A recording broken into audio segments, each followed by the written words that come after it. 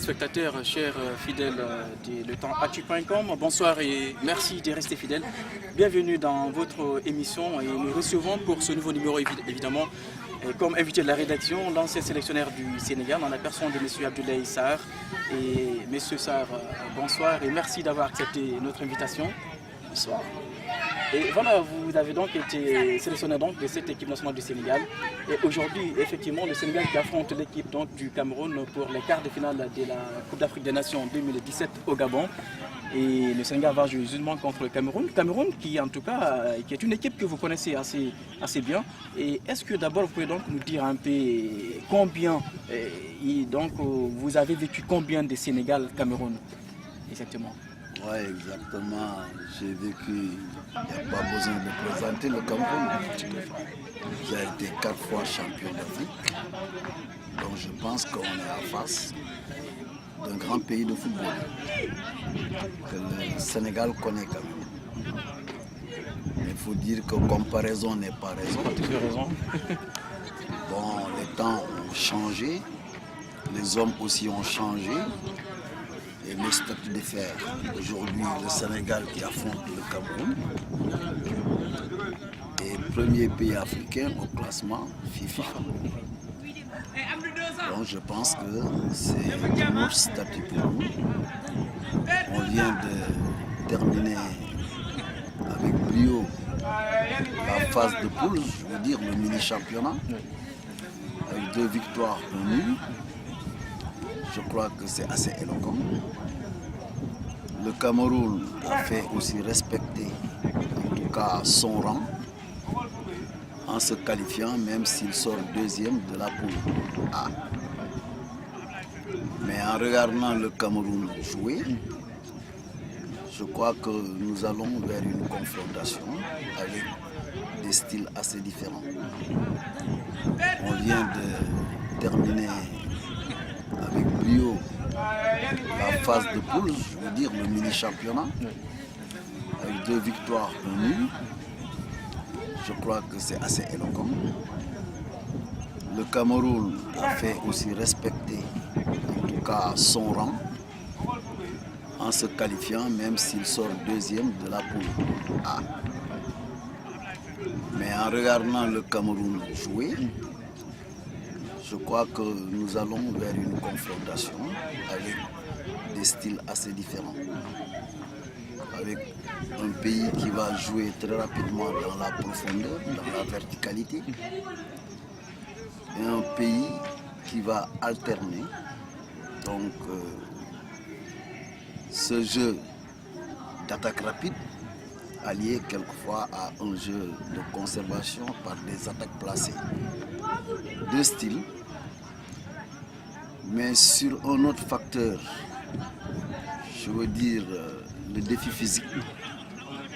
Je pense que c'est 2 équipes qui peuvent rivaliser d'ardeur. Parce que dans le camp sénégalais, sur ce défi physique, nous sommes très présents. Et ça aussi, c'est un atout. Même sans. Et ça aussi, c'est un atout. Même si le Cameroun affectionne en tout cas ce jeu fait de duel, il aura du répondant face au Sénégal. Mais aussi, on a une autre arme, c'est la vitesse qu'on a devant. Avec des joueurs assez rapides, genre pour preuve Keita, Mambiram, Sadio, qui sont des joueurs très explosifs, qui, mis sur de bonnes rampes, peuvent faire aussi souffrir le Cameroun. Je pense que ce sera aussi un atout pour nous. Tout en respectant le Cameroun, il faudra s'attendre aussi à un match très disputé. Disons peut-être on peut partir à 50-50 parce que c'est un autre, en tout cas, comportement. On a quitté les matchs de poule qui étaient un mini-championnat. Maintenant on rentre dans les matchs de coupe. Ce que les gens disent communément les matchs couperés. c'est des matchs à résultat immédiat. Il y aura par A ou B un vainqueur à l'issue du temps réglementaire ou des prolongations ou des tirs au but. Donc dans ces genres de matchs, je crois qu'il y a un aspect sur lequel il faudrait beaucoup insister, c'est l'aspect mental, qui sera, à mon humble avis, très déterminant dans la gestion, en tout cas, de cette partie. Et justement, comment voyez-vous le groupe d'Aliou Cissé et qu'est-ce qui a évolué dans ce groupe et surtout sur le plan mental? Est-ce que vous sentez vraiment les gosses psychologiquement, est-ce qu'ils sont-ils prêts à votre avis? Ah oui, avec un tel parcours, je crois qu'on a des atouts sur le plan mental. La confiance règne dans le groupe et c'est ce qui nous amène vers un groupe qui affiche beaucoup de sérénité. Maintenant, comme j'ai dit, comparaison n'est pas raison. Chaque match a ses vérités. Et pour ce match précis, qui est un match à résultat immédiat, il faudra peut-être s'attendre encore à beaucoup de surprises. Comme on le dit, je suis sénégalais, je supporte mon équipe. Tout à fait. J'ai été en tout cas dans les attelage des équipes nationales avec une finale à la clé. Tout ce que je peux leur souhaiter de pire, c'est d'amener la coupe. Mais on n'est pas à ce stade. Et comme Aliou l'a dit, prenons match par match. Et sur ce genre de match, on a tantôt parlé de l'aspect mental. Mais il y a aussi d'autres arguments. Chaque équipe jouera selon ses points forts. Et je pense qu'on en a. Ce n'est pas la peine d'aller à fond. Tout le monde connaît aujourd'hui pratiquement l'équipe de départ. Quels sont les points forts de cette équipe du Sénégal? Et je l'ai dit tantôt, sa vitesse devant. Parce que ce genre de match, il faut surtout être efficace. Une grande vitesse devant, mais aussi, et je le répète, une solidité défensive. Et sur ces deux aspects, le Sénégal n'est pas actuellement une équipe qui prend de but. C'est une équipe qui est assez solide. Et quand je parle de défense, je parle du collectif. Avec un bloc très compact. Des défenseurs aussi de renom. Quand on parle de Koulibaly aujourd'hui, de Karambou, je crois que la charnière centrale est bien fournie. Sur le côté, il y a beaucoup d'améliorations sur ce que j'ai vu depuis le début de la compétition. C'est là où il faut encore peut-être appuyer, améliorer. Au milieu, en tout cas, les jeunes que j'ai vus dans un bon jour pourraient en tout cas assurer l'équilibre de l'équipe. Avec Kouyaté, Ghana, ça c'est des joueurs qui peuvent valablement en tout cas assurer l'équilibre de l'équipe. Donc si nous sommes dans un bon jour, je crois qu'on réunira ces deux, en tout cas, éléments dont je viens de parler, à savoir la solidité défensive avec un bloc très compact et la vitesse qu'on a devant, comme j'ai parlé de Sadio, de Mambiram, de Diao. Il y en a d'autres, Moussa Konaté et Moussa Sow, c'est des joueurs assez explosifs qui pourront, sur des actions individuelles, faire la différence. Et surtout un conseil, ne pas, ce que je n'ai pas aimé contre la Namibie, par moments ces trois attaquants ont joué en solo. Il faut qu'ils soient plus collectifs et comprendre que c'est le collectif qui fera la différence, que c'est le collectif qui sortira les individualités, que les gens jouent pour l'équipe. Et ça, si on le fait, je crois qu'on pourra peut-être s'attendre à un résultat positif. Mais comme je dis, si on voit le groupe Sénégal, les 23, le Sénégal aussi a un avantage par rapport à beaucoup d'équipes, son banc. Il a une profondeur de banc, des joueurs de qualité. Donc je pense que, à mon humble avis, Aliou est un entraîneur qui est assez gâté.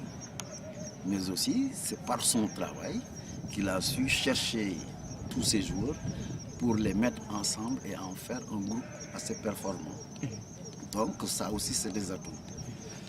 D'autres atouts, c'est que le Sénégal aussi a eu un temps de récupération plus important que celui du Cameroun. Mais aussi, le Sénégal, dans la gestion du stress, a gagné à l'issue de 2 matchs. Ça permet d'avoir un groupe serein. La qualification a été assurée sur 2 matchs. Le 3e match, il a eu à faire tourner l'équipe en mettant tous les cadres ou titulaires sur le banc. Donc ces gens ont pu donc récupérer. Parce que la gestion de la compétition appelle une récupération assez grande. Mais comme je disais, chaque match a ses vérités. Je me rappelle en 2006, on n'avait pas fait un parcours assez éloquent au premier tour.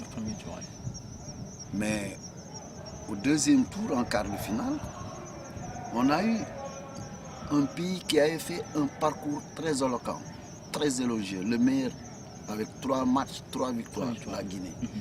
Mais on a sorti ce pays en quart de finale. Donc pour dire encore une fois, le football c'est cruel et ça réserve toujours des surprises. Pourvu que pour ce match de demain, ça nous réserve une surprise très agréable. Très agréable, mais selon les statistiques, l'équipe, en tout cas qui donne effectivement favori au Cameroun, l'équipe camerounaise qui a toujours donc dominé le Sénégal dans des compétitions très importantes. On se rappelle encore en 2002 à la CAN au Mali, et quand les Lions donc, avaient été battus donc, lors des tirs au but, vous étiez adjoint des Bruno Metsu.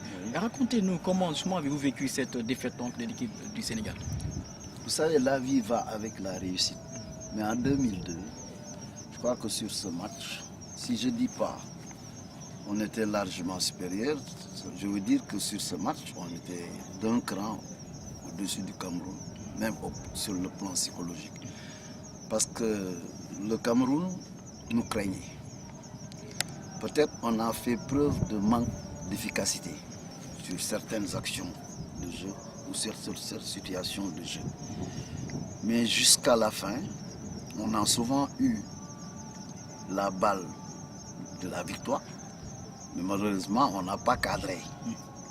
Et je pense que les images sont encore très vivaces dans les esprits. C'était ça qui rendait, en tout cas, la défaite amère. Et si vous voyez, jusqu'au tir au but, le Sénégal était parti avec l'avantage. Parce que nous, on fait le premier penalty, on le marque, le Cameroun rate. En cours, en tout cas, d'exécution de ces tirs au but, il y a un moment, le Cameroun prend l'avantage.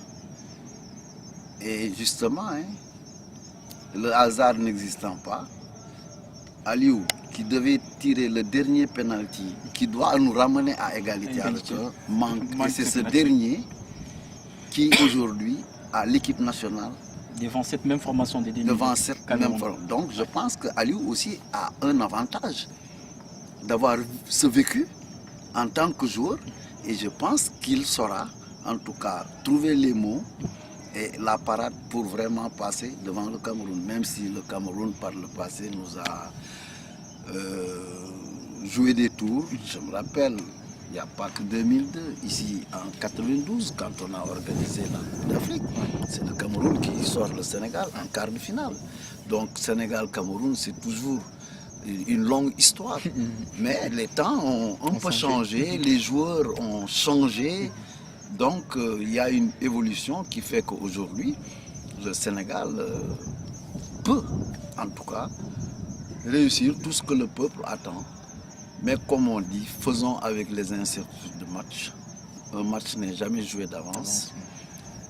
Dans la gestion, Aliou vraiment a beaucoup d'atouts. Ces atouts sont qu'il a été acteur en 2002. Aujourd'hui, il revient dans une compétition qu'il connaît, parce qu'en 2004 aussi, il était avec nous en Tunisie.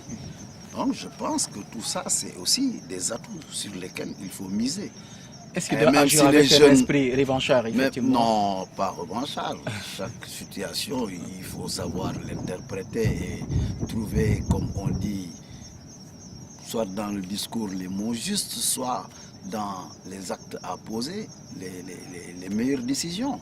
Mais ce qui est sûr et certain, Aliou s'occupera de son équipe. Mais il ne va pas, dans un coin de sa tête, peut-être il y aura tous ces faits qui vont l'aider à trouver, en tout cas, la magie qu'il faut pour passer ce cap. Mais ce qui est sûr et certain, entre Sénégal et Cameroun, c'est une rivalité légendaire sur le terrain. Bon, mais c'est deux peuples frères. Et le sport aussi doit nous amener à ce sens du dépassement. Moi, je dis et je le répète, c'est merveilleux quoi, de faire ce sport. Ça vous donne beaucoup, comme on dit, de leçons de la vie. Et ce que vous êtes sur le terrain, c'est en général ce que vous êtes dans la vie. Donc moi, je pense qu'au-delà même de la rivalité, de l'enjeu, il y a le jeu qui va dominer. Il faut, comme on dit, respecter notre sport dans toute sa plénitude. Et je crois que sur ce plan, quand même, on a des atouts. Aliou Mais Cissé, restons humbles. Faites-vous confiance à Aliou Cissé en tant qu'ancien sélectionneur, vous?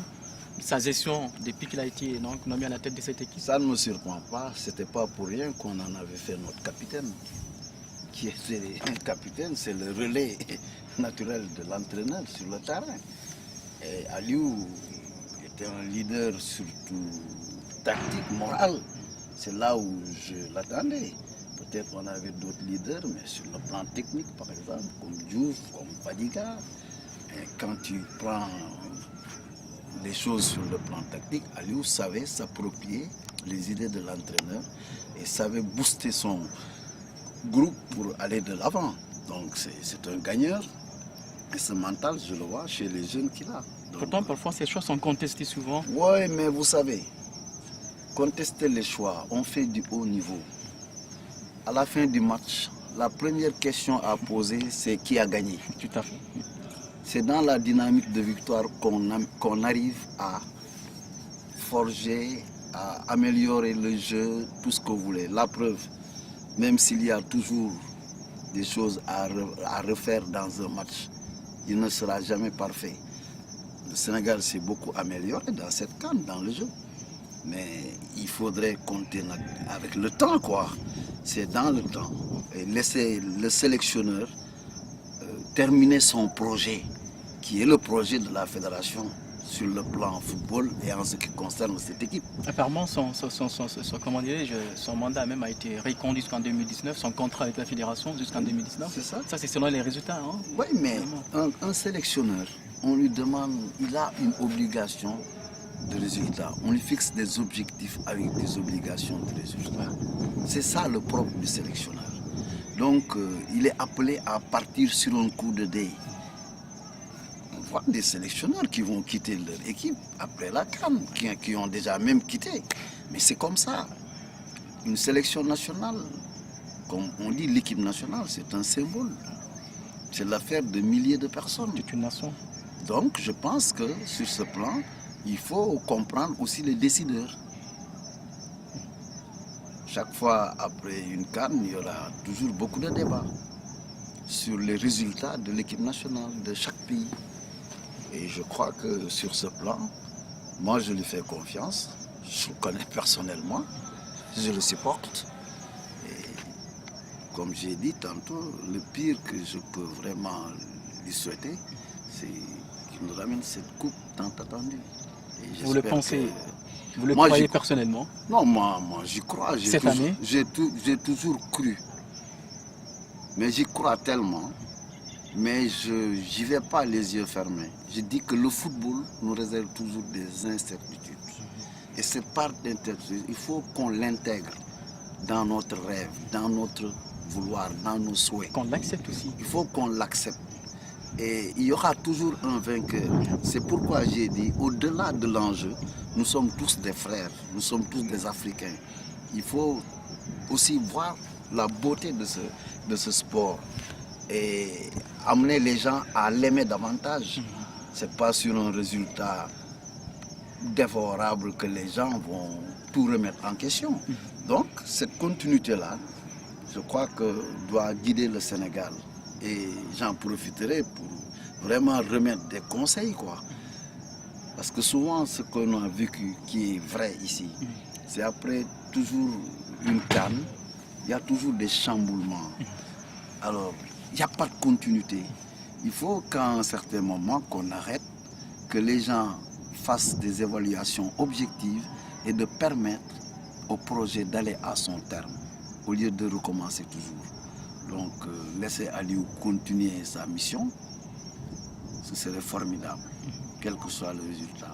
Mais tout ce qu'on peut lui souhaiter, et tout ce qu'on peut souhaiter à notre cher peuple, c'est demander au bon Dieu de concrétiser notre rêve.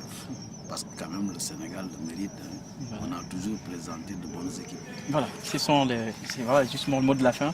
Monsieur Abdoulaye Sarr, ancien sélectionneur de l'équipe nationale du Sénégal, ça a été vraiment un excellent, un immense plaisir pour nous de recevoir sur notre plateau, comme invité de la rédaction à l'occasion donc de ce match qui va se jouer. Merci beaucoup, merci pour la disponibilité. Merci. Et on se revoit peut-être prochainement. Allez. À très prochainement. Merci beaucoup. Bonne chance en tout cas. Ouais, sans aller vite en besoin. Merci beaucoup. Merci également à Birahim Dioni pour vraiment moyen logistique. Moi, je vais continuer à prier. D'accord, Inch'Allah.